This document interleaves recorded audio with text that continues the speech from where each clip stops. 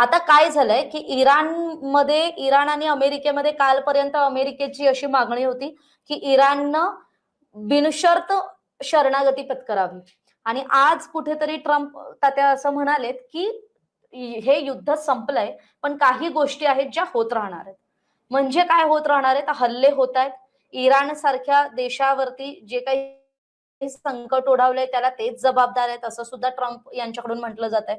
आणि मग या सगळ्या गोष्टींवरती ट्रम्प यांचा आज एक महत्वाचा स्टेटमेंट आलाय ते म्हणजे तेलाच्या किमती ह्या जर इराणकडून तेल पुरवठा जर थांबवण्यात आला तर त्यांच्यावर हल्ले सुरूच राहतील.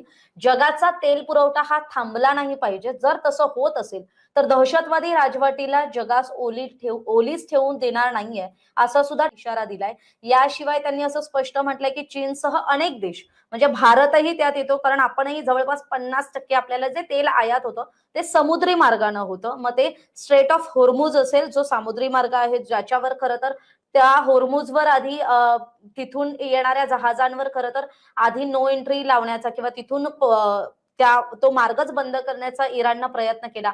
पण त्या प्रयत्नात असतानाच आता इराणचा एक दुसरा डाव सुद्धा आहे तो म्हणजे बाब अल मंदेब हा जो एक दुसरा समुद्री मार्ग आहे जो खरं तर आणखी महत्वाचा आहे कारण हा थेट युरोपियन युनियन आणि इतर देश आणि जग आणि हे अरेबिक कंट्रीज यांना जोडणारा हा भाग आहे. हा समुद्री मार्ग आहे.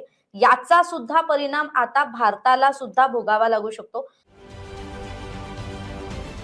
महाराष्ट्रातील सर्व बातम्यांचे विश्वासार्ह व्यासपीठ सकाळच्या सर्व सोशल मीडिया प्लॅटफॉर्मला लाईक, फॉलो आणि सबस्क्राईब करा. तसंच सर्व नोटिफिकेशनसाठी बेल आयकॉन प्रेस करायला विसरू नका.